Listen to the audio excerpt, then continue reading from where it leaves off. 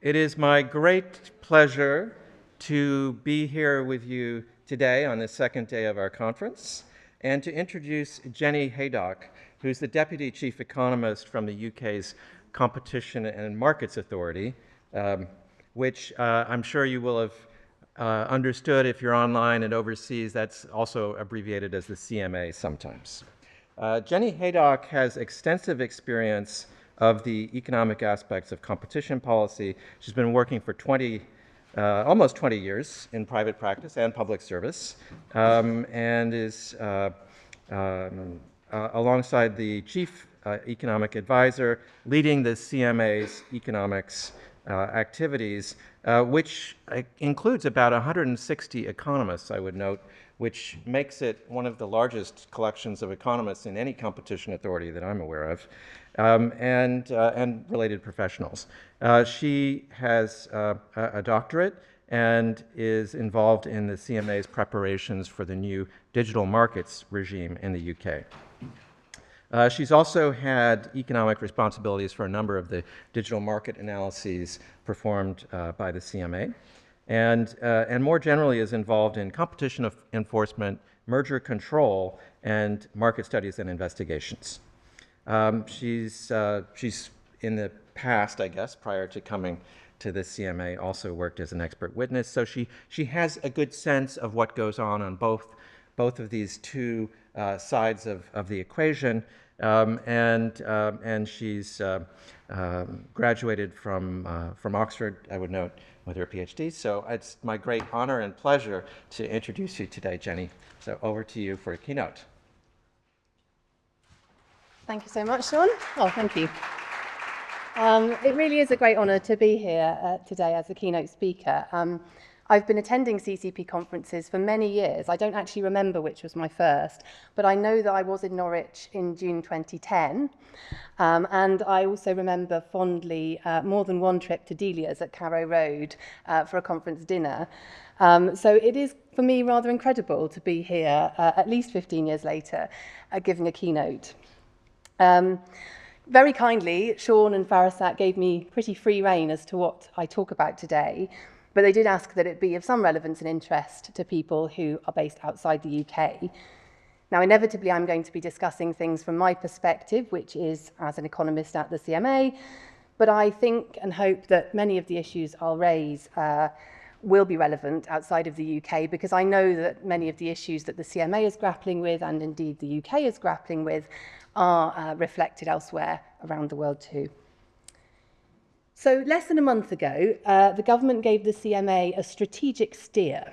So this is a regular milestone, but it's one that's perhaps attracted more interest and attention than usual, given renewed interest in how competition policy can contribute to other public policy goals, or get in the way of them if it isn't done right. And some commentators have noted the steer's focus on growth and investment. Indeed, the steer reiterates that economic growth is this government's primary mission. The CMA is required to give appropriate consideration to prioritising pro-growth and pro-investment interventions, and also to supporting growth and competitiveness in key sectors.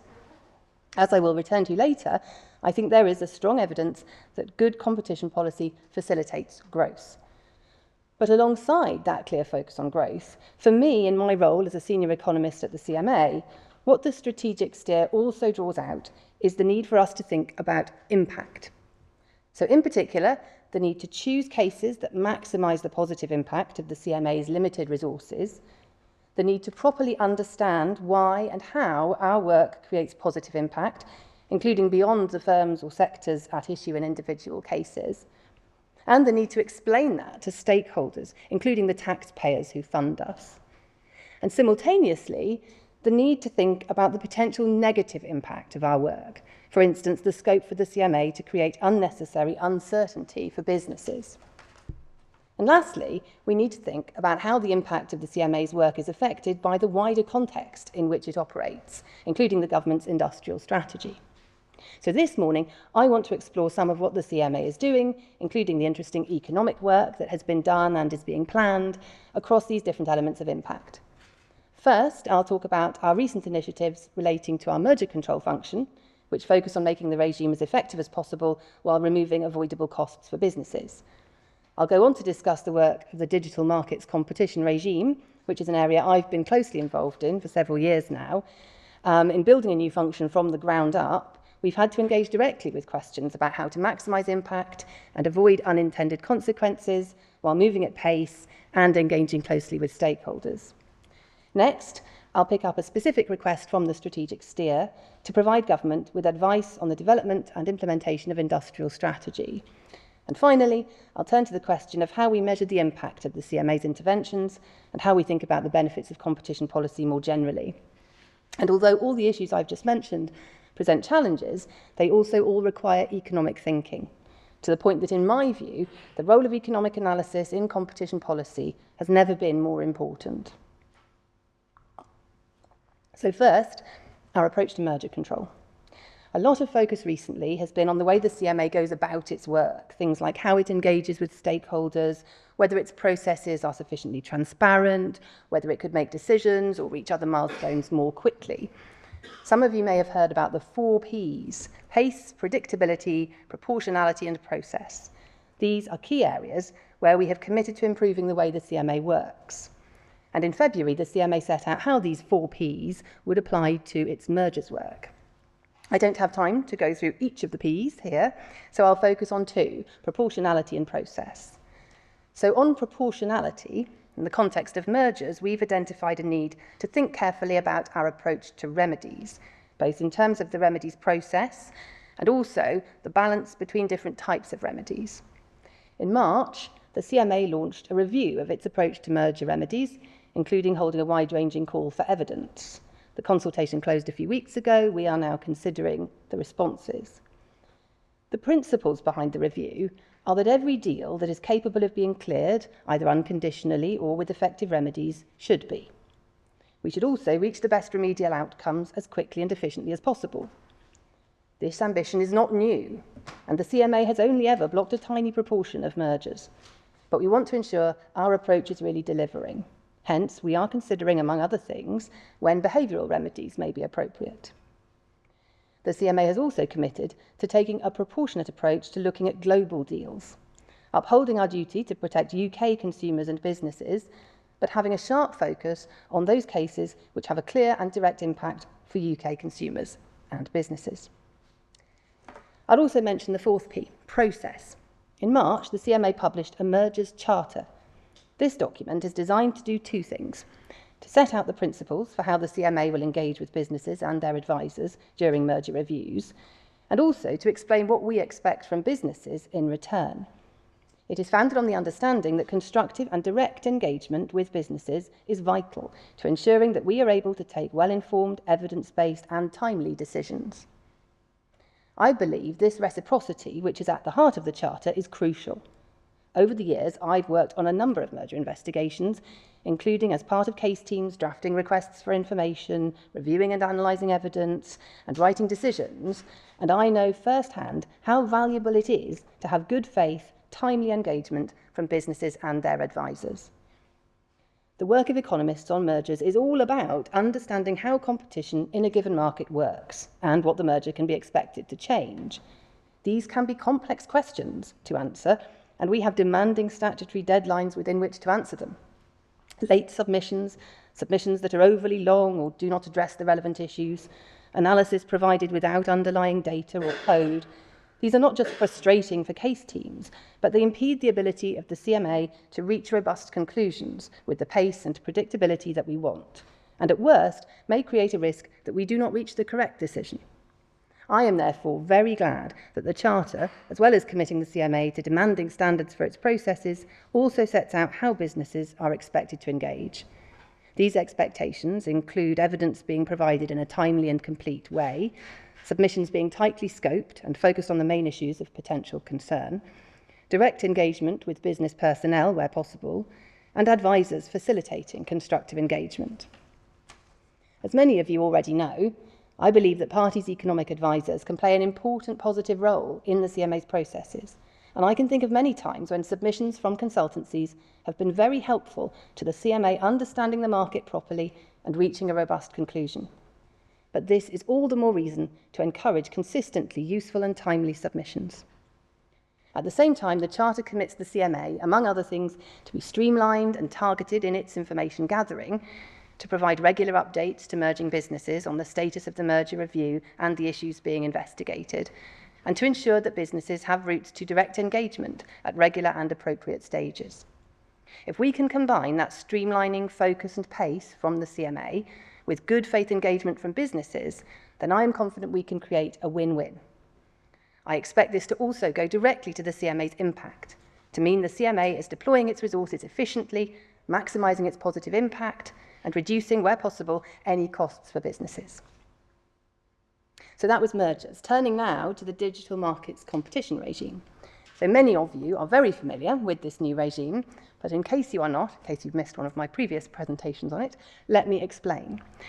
So last year, the UK Parliament passed the Digital Markets Competition and Consumers Act, the DMCC Act, which, among other things, granted the CMA powers to enforce a new digital markets competition regime.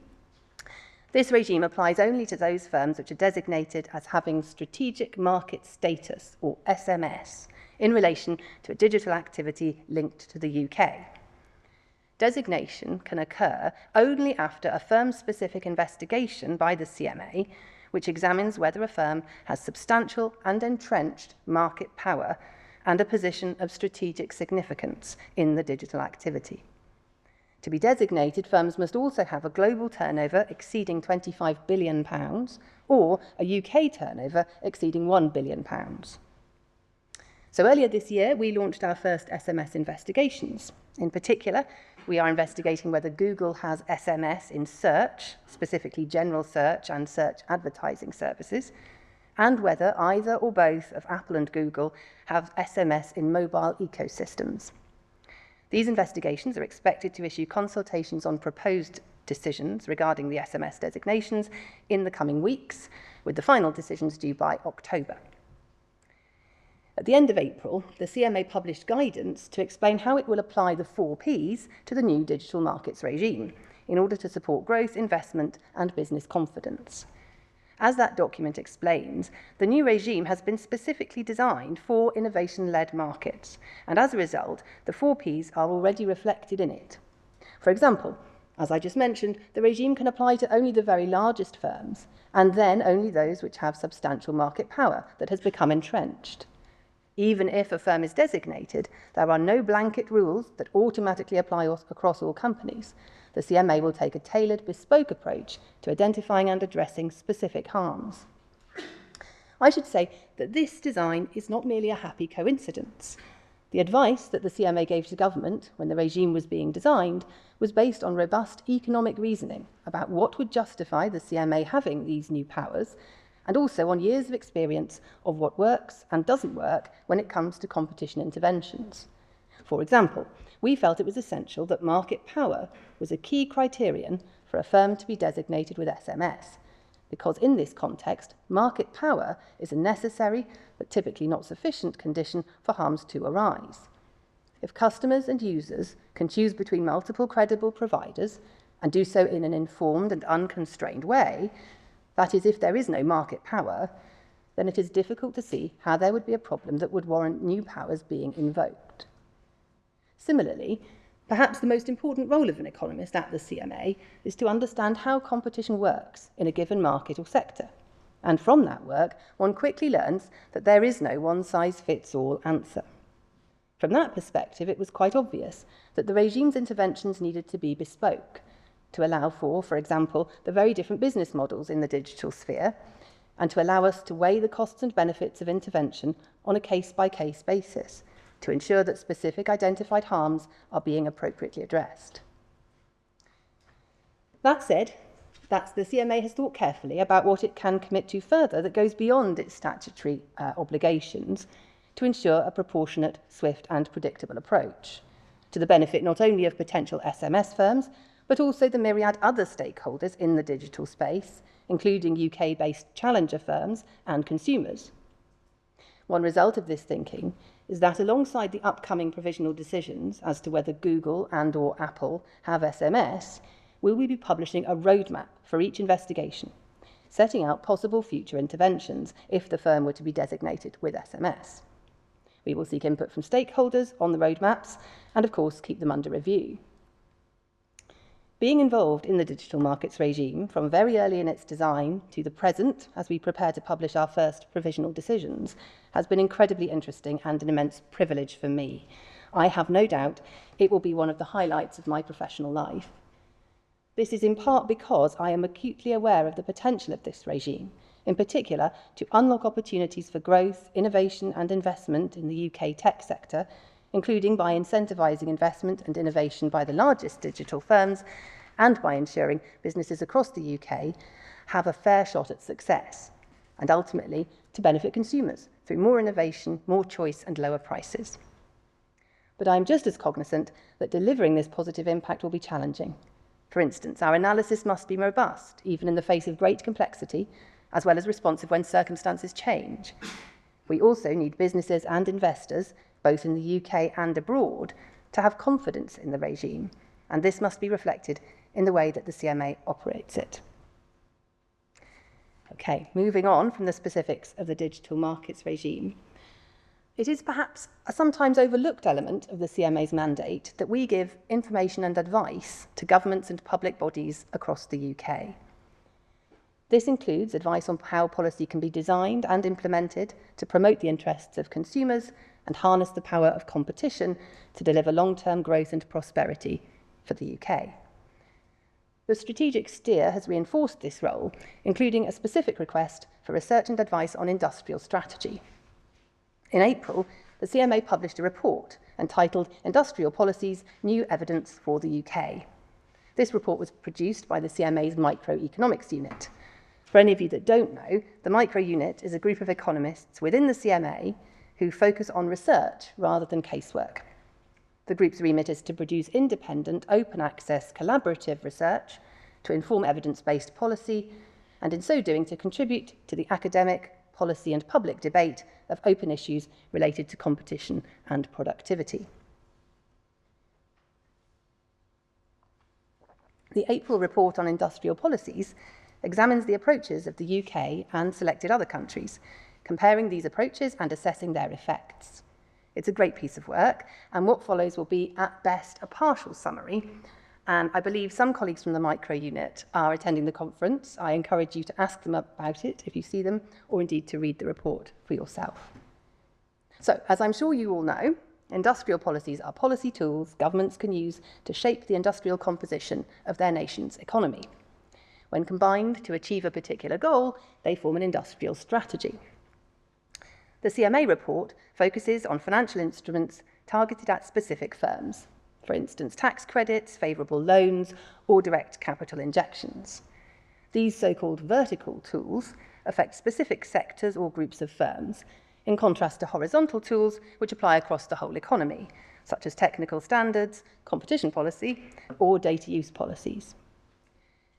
One observation in the report is that in the last decade, the use of industrial policies has increased around the world, with the UK in the middle of the pack in terms of the number of new policies adopted and spending levels. Another finding is that different countries tend to prefer different tools. The UK has in the past favoured tax credits over direct financial measures such as grants, guarantees or loans. This contrasts with other OECD countries in the sample. The UK has also given out less in direct subsidies as a share of GDP than most other European countries. The report goes on to analyse the effects of industrial policies. This is challenging, in part because different policies are enacted for different reasons and can therefore be expected to have different results. For instance, some policies are intended to raise overall productivity, others to establish a toehold in a strategically important industry, and still others to support places that otherwise might be left behind by the modern economy. Moreover, as already mentioned, different countries choose different combinations of policies at different times. Another issue that needs to be considered is that in practice, recent industrial policies, at least within the OECD, have targeted industries that tend to already have higher productivity and higher employment than comparator industries. One must therefore avoid attributing productivity and employment differences to industrial policies if in fact they predate them. Overall, the CMA analysis finds that industrial policies across the OECD in recent years have had a small positive effect on targeted sectors over a 2-year horizon. Productivity effects may be larger in the long run, but there is a lack of long-run data to test this. For a subset of countries, the report also looks at the effect of industrial policies on cost markups, a measure of market power. Market power and concentration also did not seem to change in response to observed industrial policy changes. Additional industrial policies did not raise market power. The report notes that this suggests that industrial policy and competition policy need not be in conflict. Personally, I would go further. Competition policy can play an important role in supporting a long-term industrial strategy, including by identifying areas where competition issues in particular sectors could impact on the government's objectives and taking action, including with government, to address these.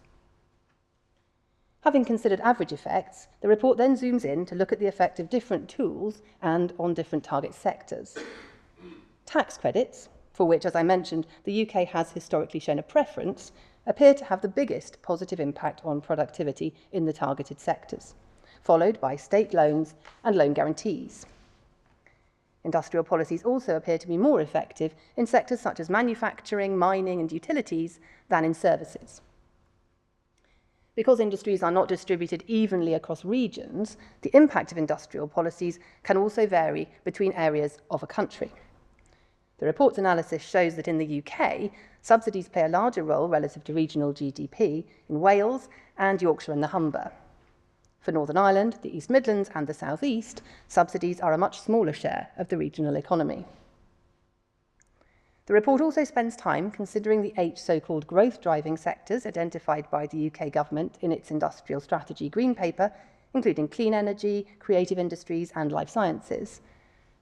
There is substantial variation between industries within each of the 8 growth-driving sectors. Some component industries, such as battery manufacturing within the clean energy sector, are much more concentrated, less dynamic, and invest less than others. This suggests careful attention to sector dynamics will be crucial for the success of the UK government's industrial strategy. Finally, the CMA report brings together high-level evidence on the other pillars of the UK government's growth mission, pinpointing areas where the UK fares worse than international peers, such as investment and innovation, but also comparative strengths, particularly in services trade and the transition to net zero carbon emissions. The report concludes by identifying data and evidence gaps. In an attempt to fill some of those gaps, the CMA has committed to further research, including on supply chains, productivity diffusion, and high-growth firms. So watch this space. Okay. I now want to turn directly to the question of the impact of the CMA's work. In some ways, the positive impact of robust and targeted competition policy is fairly obvious. Almost by definition, competition, that is, the threat of losing custom to rivals, drives firms to provide high-quality products that customers want at low prices. It compels firms to seek out ways to become more productive and innovative. Well-functioning markets also mean entry and expansion are both possible and attractive to investors. And greater competition usually means greater diversity of supply, which is likely to mean greater resilience in supply chains. Consumer protection, which is another aspect of the CMA's remit, works in tandem with competition policy to ensure people can engage with markets with confidence, make informed choices, and keep the companies they engage with honest. For these reasons, the work of competition authorities should be seen as a crucial element of government's toolkits to bolster productivity and dynamism within the economy and hence foster long-term prosperity. As the UK government says in the strategic steer, free and fair competition and effective consumer protection support growth by driving forward innovation, increasing productivity, and encouraging investment.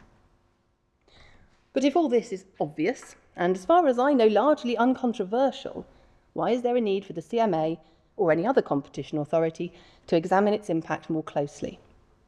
In my view, the answer is twofold. First, competition is not a one-dimensional thing to simply be maximised. More competition is not a panacea. For instance, more effective competition need not always mean more competitors. And even in cases with many competitors, there may not be effective competition. Sometimes greater competition will come at a cost, such as the duplication of large fixed costs or increased complexity for consumers. In certain circumstances, better outcomes might be reached with limited collaboration between suppliers than through entirely unilateral activity. Second, competition policy is not a one-dimensional tool whereby we simply decide on an optimal level of interventionism. Some of the discourse around the CMA in recent months and years has, I think, missed this point.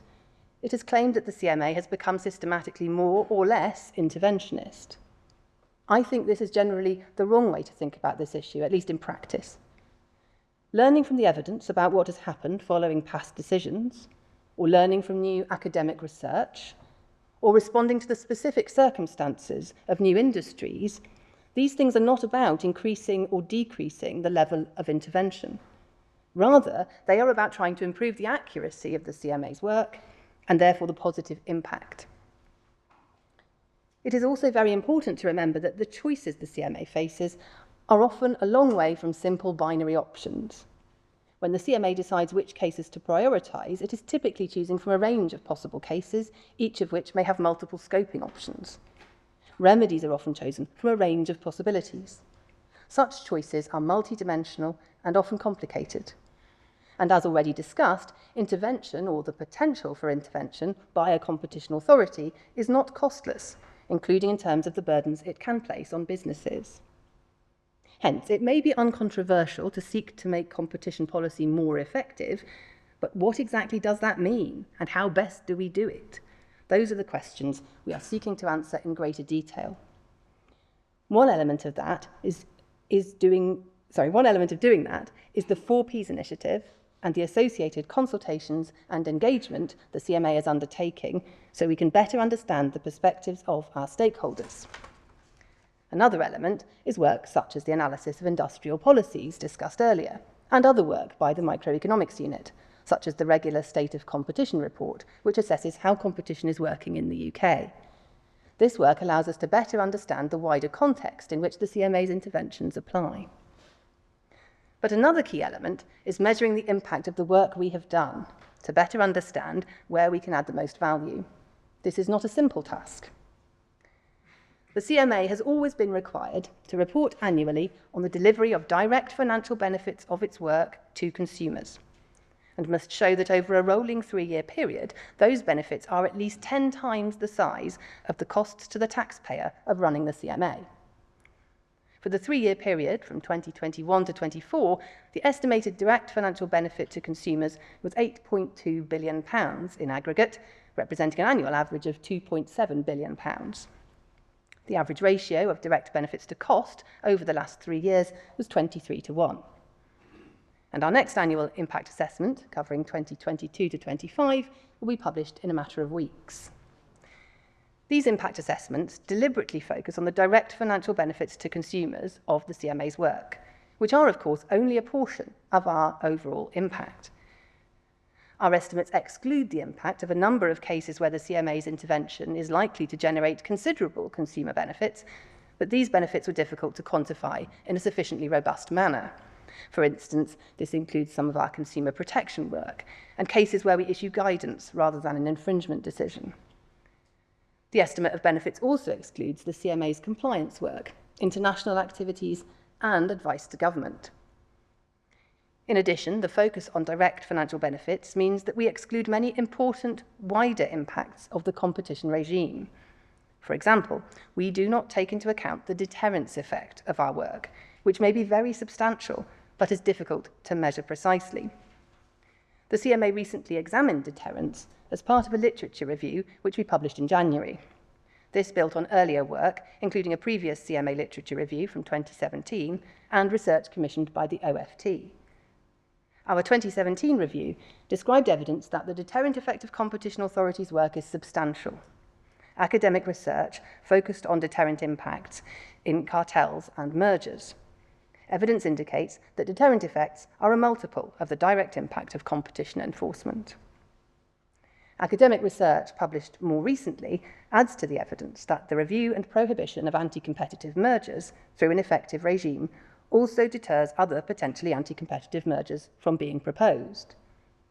Other research shows that although the presence of a competition authority has a beneficial impact across all sectors, impacts tend to be largest in non-tradable goods sectors, since firms in these markets are not subject to the additional pressure that comes from international competition. Our January literature review also examined the wider question of the impact of competition and competition authorities on innovation, productivity, and welfare.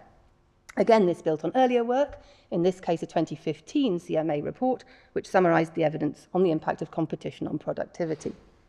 That report set out a strong body of empirical evidence that competition can drive greater productivity.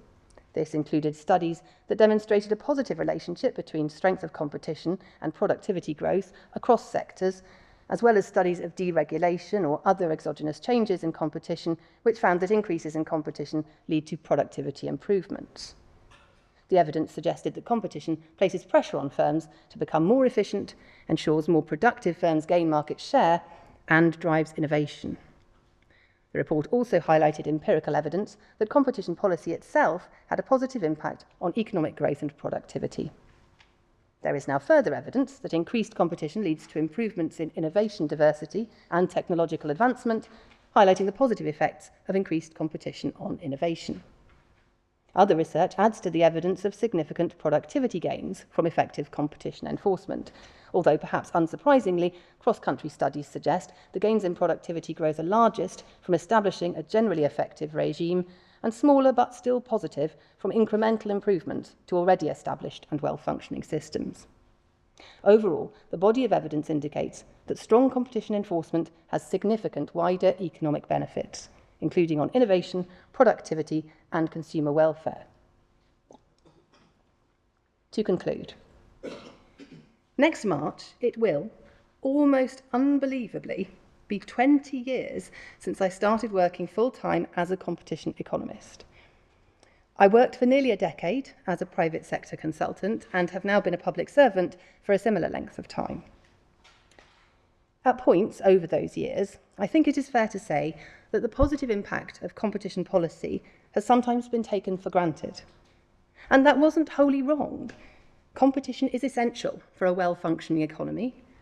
A lack of competition can be frankly disastrous in multiple different ways.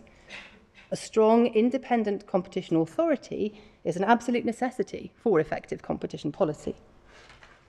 I don't see the need to query those positions, and I'm not sure what or whom I would be debating if I did. But what is also very clear to me, stood here in 2025, is that that is not a complete answer. It's all true, but not enough. While it's always been the case that competition authorities like the CMA have deployed their resources thoughtfully and have been aware of the regulatory shadow they can cast, I think it does make sense to refresh our approach to understanding our impact, positive and negative, and the wider context in which we operate, and to work even harder to ensure that we target our necessarily limited resources as effectively as possible. In the end, it has never been more important to get to the right answer, to ensure that interventions by competition authorities increase the incentives for firms to invest, innovate, and improve. And as an economist at the CMA, I want to help us do that. Thank you for listening.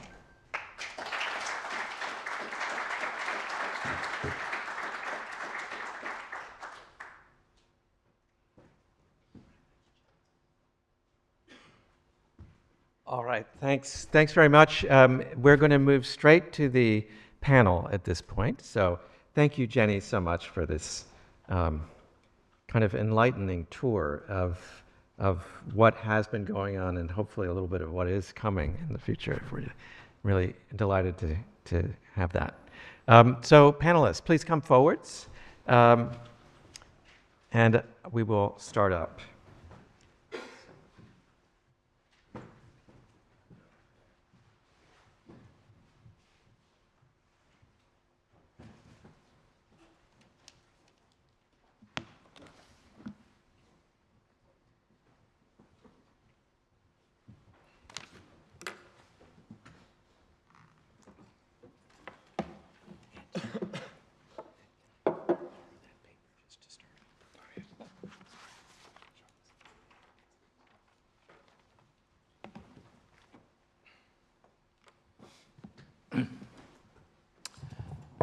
All right, so now we're going to have a panel about AI in financial services with a focus on competition and regulation topics, among others.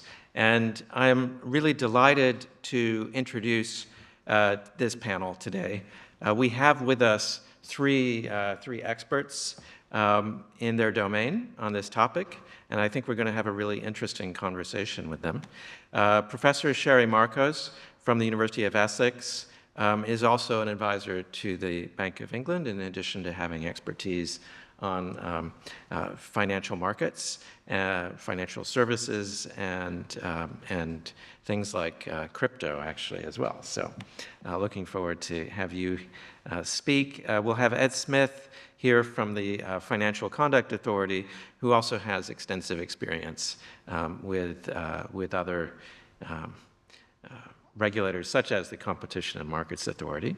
And then we have Ramana McConnon, who's from the Financial Reporting Council. And for those of you who are outside the UK, and maybe some of you in the UK, I just note that that is the body that is responsible for overseeing the auditing sector.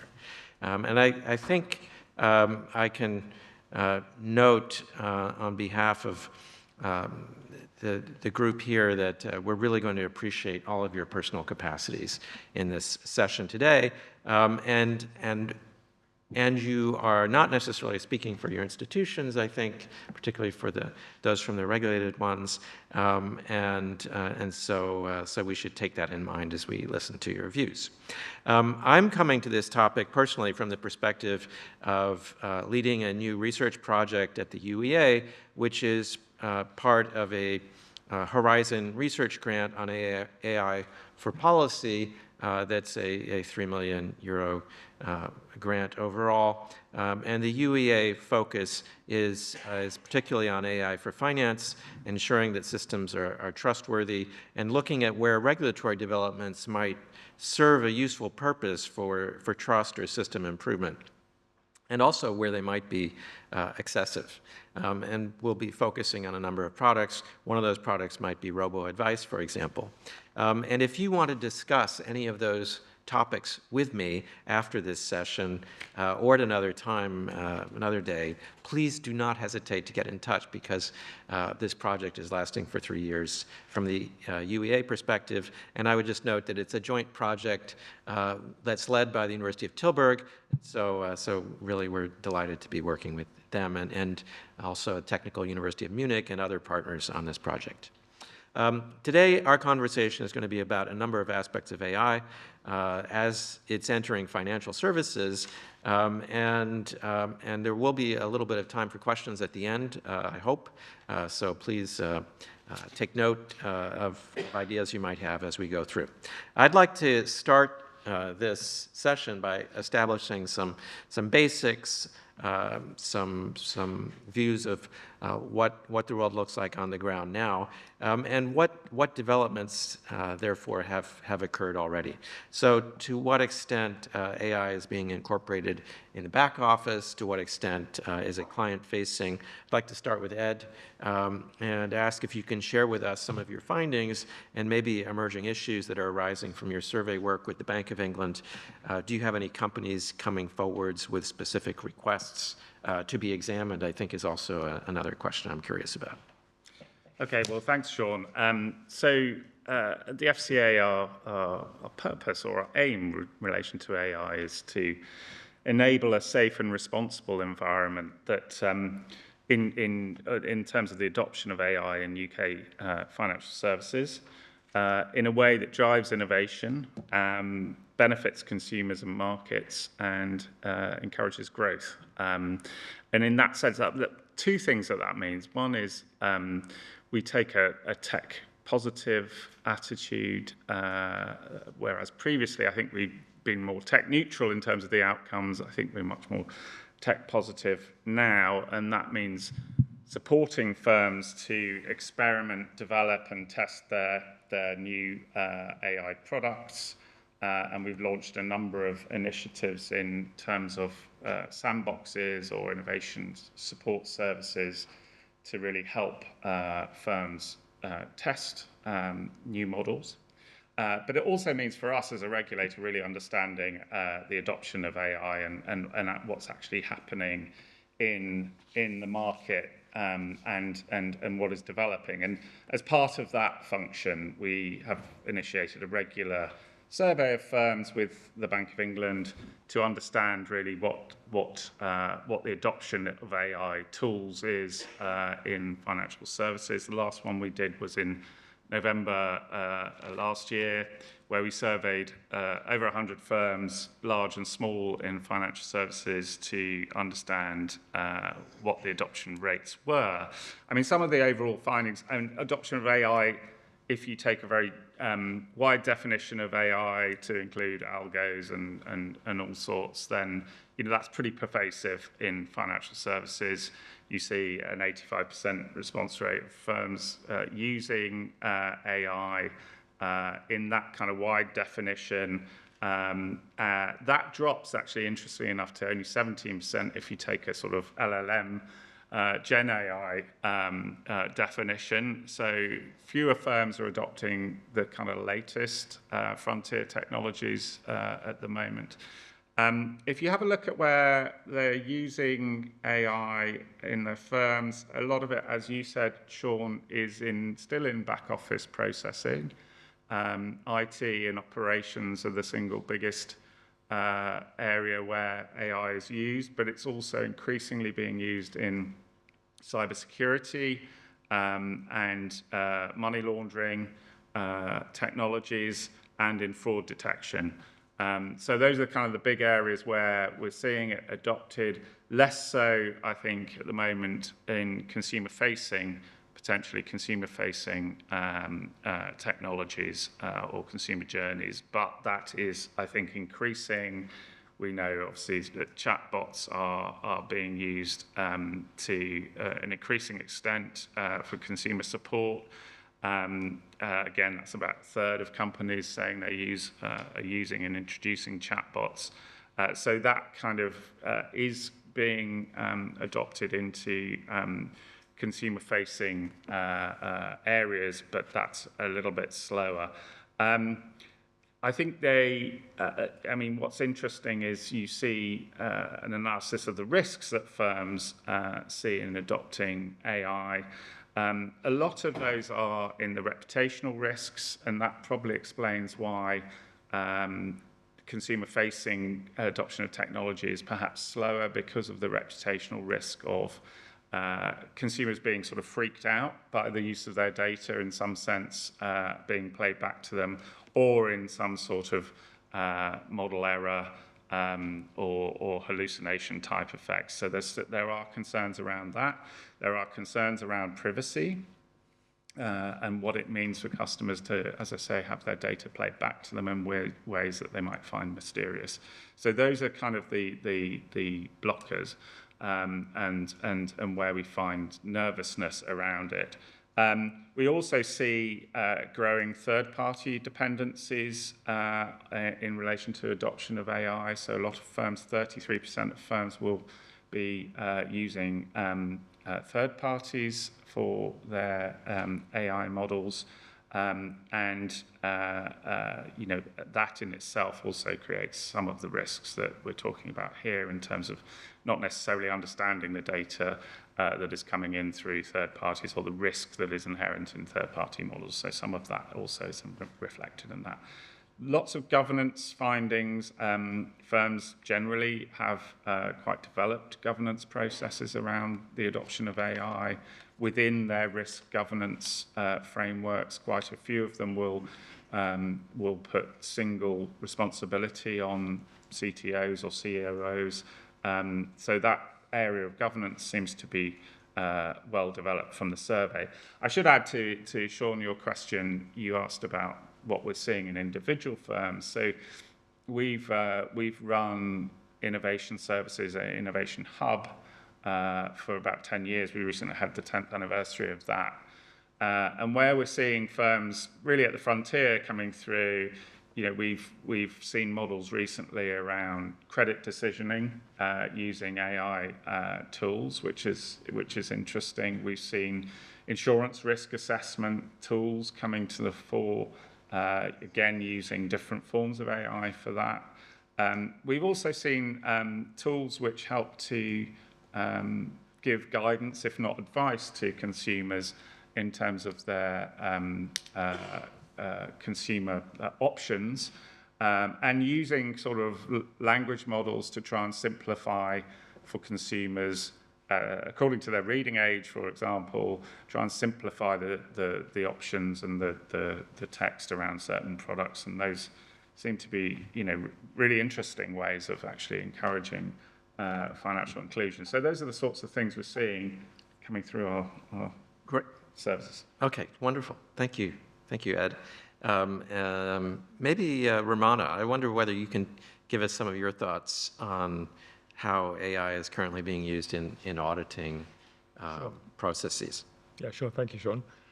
So I think it's worth starting off with making a distinction between, I said there's two broad ways auditors can use AI while they're doing an audit, which I choose my words carefully there, because AI can be used to do the audit, to sort of carry out core audit activities, sort of assessing risk, obtaining audit evidence, evaluating that evidence, things like that, things that would typically be what you think of when you think of doing an audit. AI can also be used quite extensively in sort of ancillary support functions to enhance productivity. And the reason I think it's important to make that distinction is because there's that maps onto quite clearly to a split in the types of AI tools, some of which Ed sort of touched on earlier. So, I mean, there's all sorts of ways you can carve up the AI space, but I think from a regulatory perspective, a lot of the more thorny challenges, things like black boxes, explainability, these massive opaque data sets, things like that, really only bite when we're talking about deep learning models, things like Gen AI, LLMs, etc.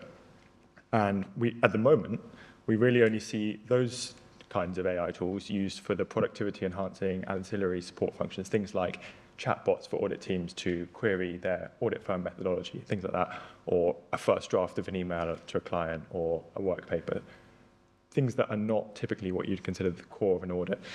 We do see traditional machine learning style algorithms used to sort of identify potentially fraudulent transactions, or outlier detection tools, or process mining to look into a company's various different pieces of software, not just financial software, and identify controls and risks in that control environment, things like that. So we do see traditional machine learning used extensively in core audit activities, and we see the more emerging deep learning style models used in the latter. That may change in the next sort of 2 to 5 years, I would say, with the rise of agentic AI. I think that has the potential, and that sort of leverages the modern deep learning style AI, and that has the potential to design and carry out audit procedures. So there we see the two worlds meet. But I think because of that split I talked about, we've bought ourselves a bit of time. Yeah. Well, it wasn't intentional on our part, but we had the luxury of a bit of time to get our head around those issues. Okay, thank you. And I've even seen one academic paper that suggests that in the long run, having an AI sign off on an audit rather than a person might reduce the possibilities of kind of emotional attachments and some of the pros and cons, less objective factors that lead to the most problematic outcomes sometimes. Sheri, I wanted to ask you about the future of central bank notes. So do you think it's coming in the UK or other countries? And what is its status now? Okay, so I'm at a competition policy conference, so I was thinking what would be the overarching idea that would sort of link AI and CBDC, central bank digital currency. The idea that comes to me is competitive co-evolution. We are in the most ferocious arms race that humanity's ever seen. We are in the midst of a fourth industrial revolution. So what is this competitive arms co-evolution? So I think Jenny touched on it. The neoclassical view is that you want to produce cheaper widgets, but in my belief, that is really not what is on offer here. If we are not part of the AI and digital transformation, you'll be left there for cold. It's not just against your rivals, it's also against your digital adversaries. The arms race is so ferocious that, we have to make the transition. In that sense, central banks are also required to make the difference. We have notes and coins, the Queen's head insignia. That is direct liabilities of a central bank. But 98% would be called money, which is deposit, bank deposit, commercial bank deposit money, which is implemented using cards. But nevertheless, 98% of it is liabilities of a private sector commercial bank. It is not the fiat money. So if central banks do not respond, so the risk is if they do not respond, they would also be left standing. And money is a public good. So I'm here crusading, this is something that I passionately feel, that the digital form of money, central bank money, there's no if, but, and maybe. If money is to be a public good, that has to be done. But of course, CBDC money is a networked good. You don't hold it because you just want to hold it. You hold it because other people hold it. And that is very difficult to break into what I call the power of incumbency. The existing monetary system dominated by bank deposit money, 78%, almost 78% of our retail expenditures is running on those rails. Now, to oust that, so to have a fighting chance, so my role in the CBDC, I put my money where my mouth is. Long before it was the flavor of the month, I set up a Center for Computational Finance and Economic Agents. Helen Reeds is here, she'll know that. And our head of department at the time said he hates the word, I won't mention names, the word computational. Hell, I was saying I could see it coming.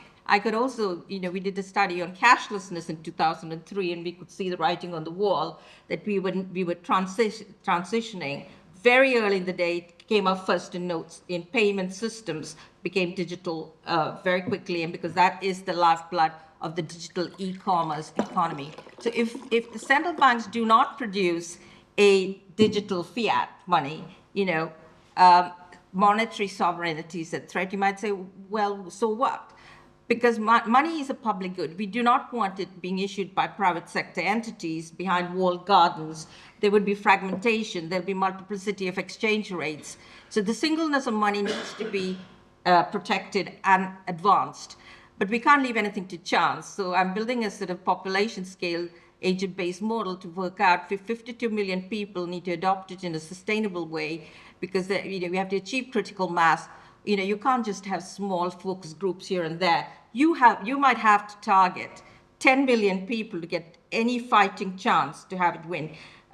Because the examples of CBDC that have been implemented, apart from design flaws like the Bahama Sand Dollar or the e-Naira, there's a litany of design flaws. But the point being is that they haven't succeeded. Nobody's adopted it.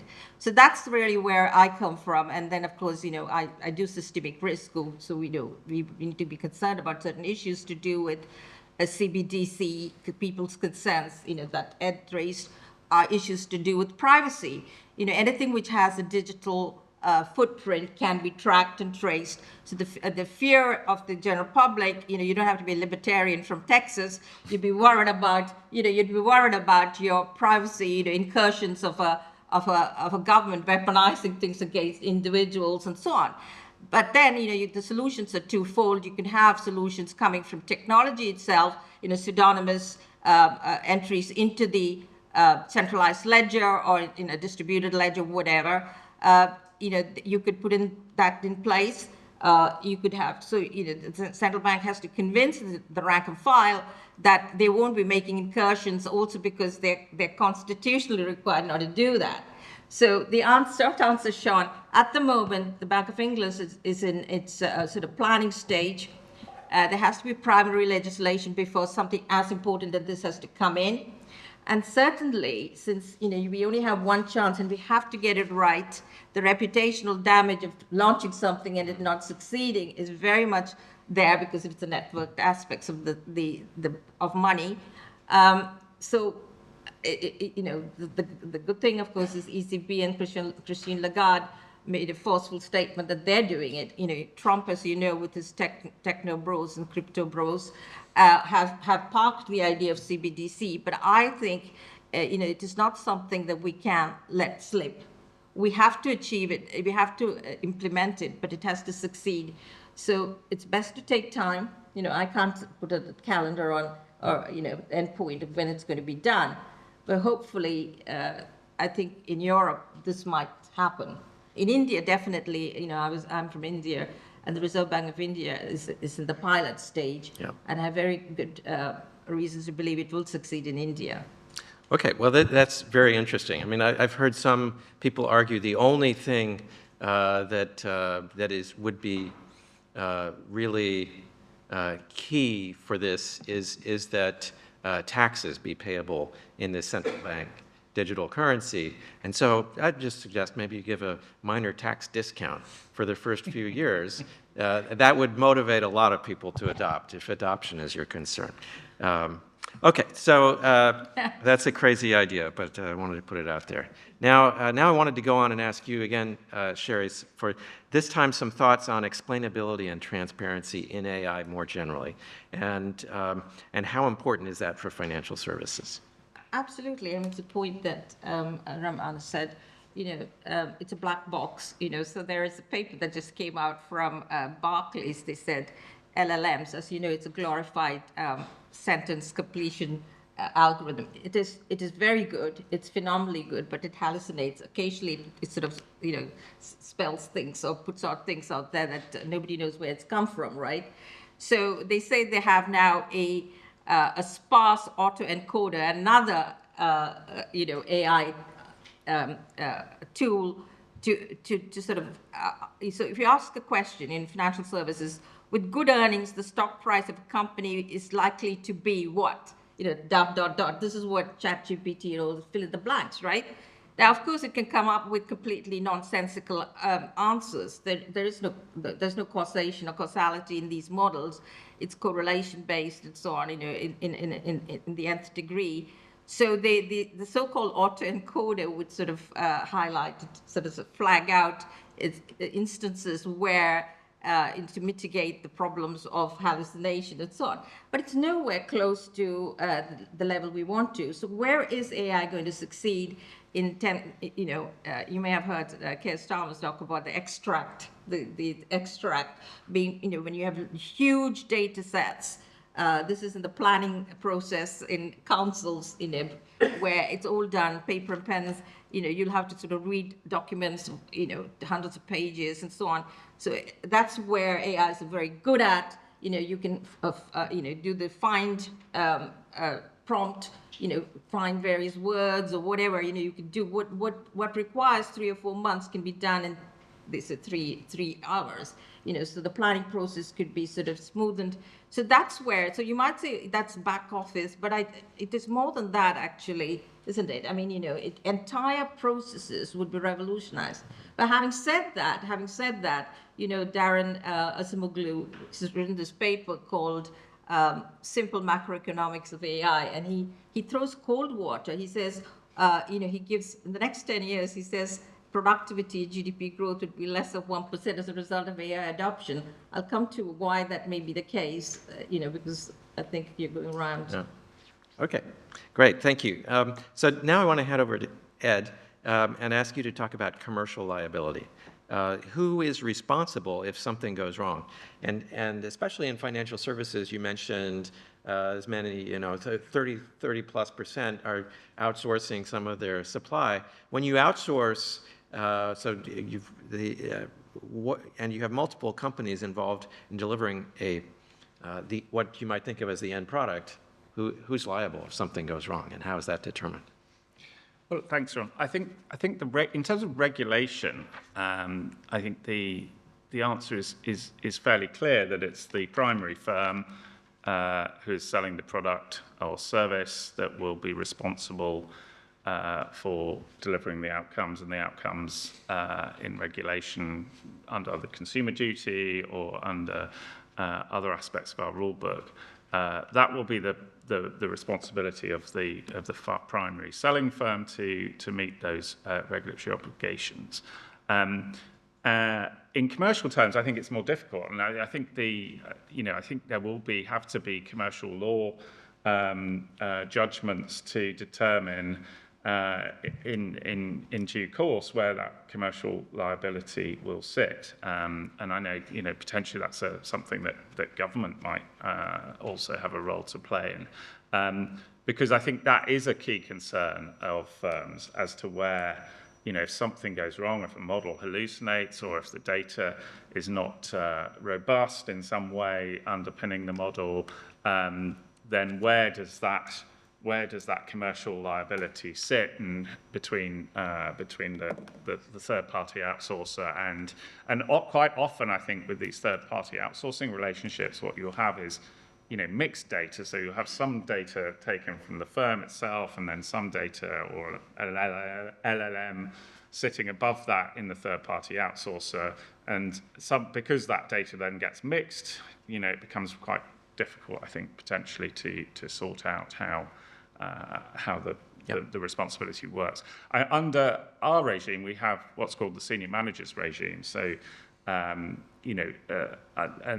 firms do appoint a senior manager function very often to oversee, and have ultimate responsibility for the operation and outcomes in relation to AI. So that's one of the key components of our regulatory toolkit that governs AI. Do you think that regulatory, that senior management scheme might actually slow down adoption of AI because nobody might want to take that role of being the responsible person, the human being responsible? We haven't seen that yet, although we are reviewing the senior managers regime, and some of the questions around that will be examined as part of that.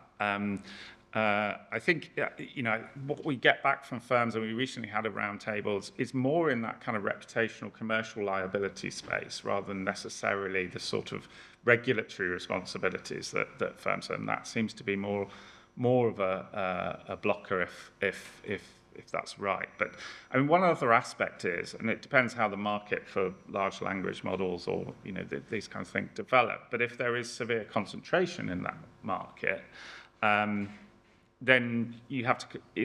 One question I think is interesting is how far is it possible to assign responsibility for the SMF in a world where, in a sense, the model is determined by and the negotiating capacity that SMF will have with the likes of Microsoft or so forth is probably going to be fairly limited.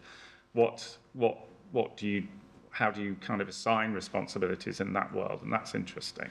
Yeah, a question to keep our eyes on for the future. Yeah. Ramana, in auditing, is it generally the audit partner who takes responsibility? I think that's the case now. Yeah.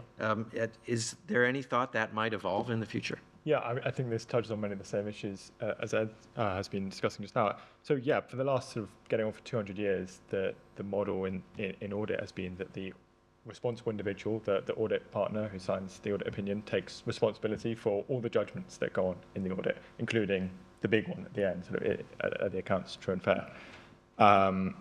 That's the basis of sort of our regulatory model. It's enshrined in the international professional standards. I mean, you can sort of see it reflected in the partnership structure at firms and the remuneration. The sort of audit partner gets a lot of money to take that personal risk of signing the opinion. With the advent of technology, and technology is sort of the latest wave in this dynamic, if the partner is relying on a piece of technology that the firm has provided them with, and something goes wrong with that, is that the partner's fault or the firm's fault? And should that balance of responsibility and accountability shift? That's the sort of question we're asking ourselves now, and it's not within really our power as the FRC in the UK to make a significant move there, because the standards in audit are international for the large part. But we are beginning the journey of thinking about how that should play out. I mentioned technology was sort of the latest wave in this sort of sea change. For the last sort of 15, 20 years, we've seen the rise of centres of excellence where a lot of judgments are sort of shifted to a central technical team, or greater standardisation in work programmes and things like that. So there has been this more general shift towards the audit firm rather than the audit partner having a greater role in making the key judgments. And there's a question as to whether that should be reflected in the responsibility. The risk, or the risk to be aware of, is that now there is significant accountability, and there's a significant incentive for the audit partner to to ensure that the judgments are robust. If not done correctly, if not managed correctly, a shift could result in that being diluted. So that's what we need to be careful of. Okay, thank you.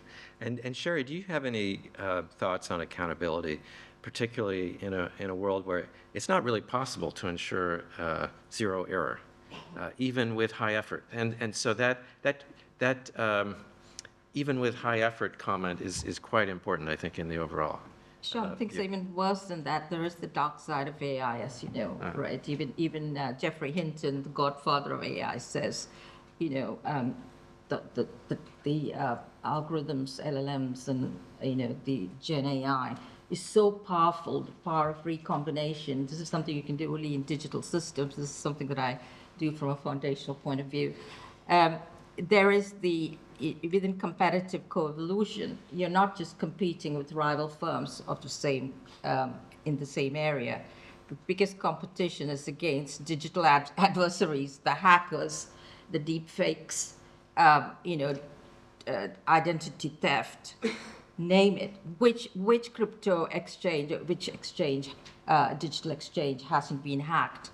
I mean, I don't have to tell you about M&S, right? Marks and Spencer's that got hacked and held to ransom.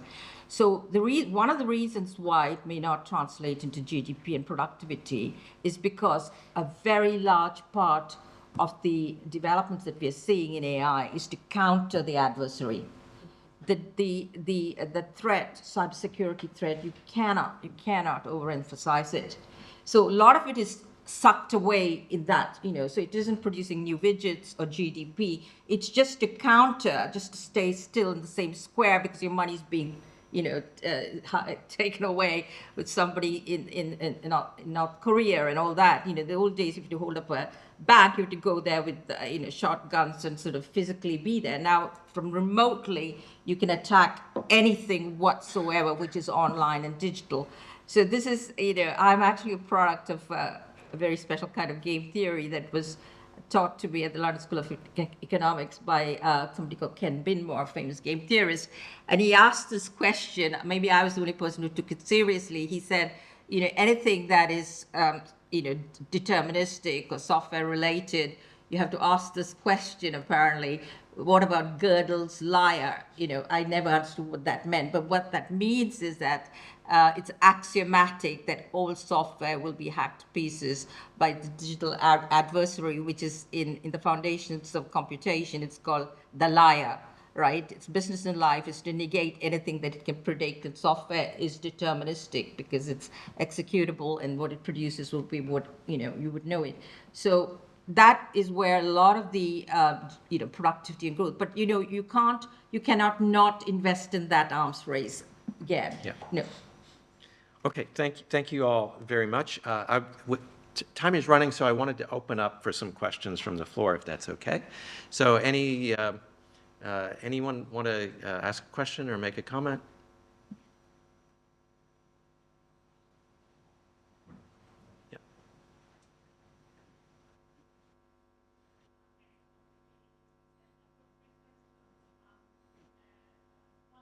Digital currency. Is this mic on, by the way? Can people hear it in the back? I don't know. Hello? That is on. Yeah. The first one is perhaps a silly question, but what's the difference between a fully fledged digital currency on the one hand and the virtual interbank transactions that we see every day? That's quite basic, but I think it would be really interesting to understand a little bit better. The second was for Jenny Haydock from before. I wanted to ask whether the CMA's advice on things that can change the trajectory of productivity and economic growth includes advice on things that have to do with the design of the regulatory framework, which is fundamentally changing in energy in particular, but also railways, around how to incentivize the newly created monopolies under state ownership, like NISO, for example, or Great British Rail. And then a remark or also a question on the liability of AI. I looked at this when I was at BT. I was a director of economics at BT. And the preference would have always been, as also at Ofcom, the preference is always for liability to be at the retail level, because effectively then when there is no market power at the wholesale level, you can rely on firms contracting in a way that ensures that they can meet their retail liabilities. And I wanted to ask whether that sort of thinking was also considered by the FCA and by the Financial Reporting Council. Thank you. Okay, so let's start off with that last question, and then we'll come back to the first points.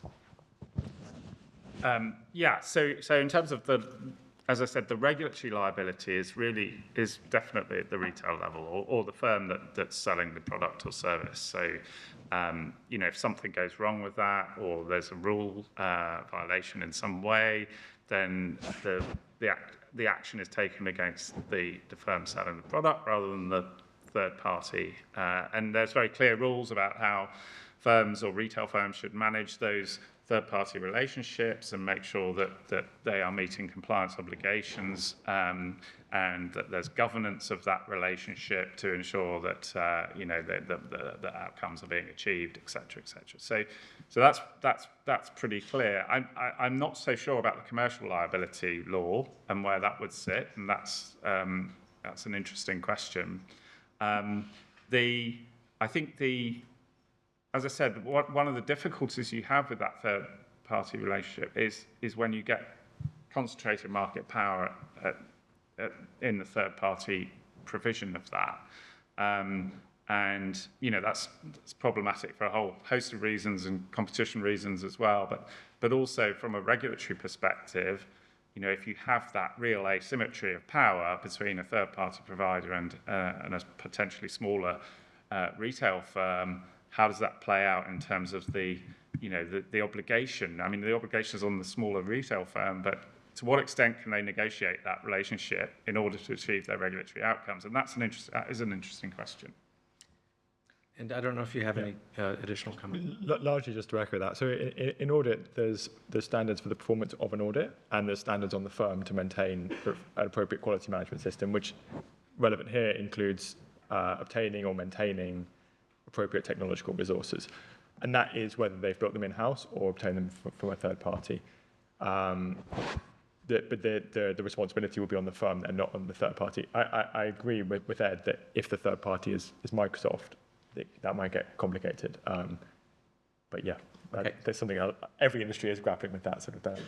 Great, thanks. And now, Sheri, I'm going to come to you on this question of what is really so special about digital currency compared to all the virtual transactions that we are doing already digitally? Of the central bank digital currency. So yeah, it sounds esoteric, but the central bank, what we call fiat money, the ones that you see with the insignia of the Queen and all that sort of thing, it is finality of payment. Finality of payment. If that is offered, this is why cash is king, right? In any other form of money, it's somebody else's liability, and therefore it has credit risk. Whereas if I'm paid with cash, if I'm paid with the notes and coins of the state, it is not credit. There is no credit risk. It is settled finally. It's called atomistic settlement. That counts for a lot, because in the end of the day, when the bank is failing, the only thing that can save the bank is central bank money to get it. And therefore, we've got to fight for it. We've got to have it there. There's this, some people think, we can conduct monetary policy just with reserves without the right of the rank and file, that's you and me, holding those pieces of fiat money. I don't think so, because right now, yes, we are in a regime where reserves are very large, almost 1 trillion. That's only because of quantitative easing. Prior to that, reserves were also at a very low ebb. There wasn't, we're supporting a huge superstructure of debt or credit. And the only thing that would save it is central bank money, lender of last resort and all that, right? Without that, the whole superstructure of debt, there's nothing to redeem it, you see. I don't know how that is the most important thing in monetary economics, and nobody teaches you anything except that the thing that holds up the entire superstructure of debt is central bank money. And if that is not made secure, I'm telling you, I mean, we'll go back to barter. Okay, so maybe we want to avoid going back to barter. We could go to At lunch. least for a while, but let's barter for some lunch. And at the lunch, just to preview, we're going to have a talk by Frederick Janissa. Frederick, thank you very much for coming here today. And so do be ready as you're eating to kind of slow down for a few minutes and hear some of his thoughts on where we are. So I'll give him an introduction when we're outside. It's proper, but now I think we can head out to lunch. Thank you. Thank you very much.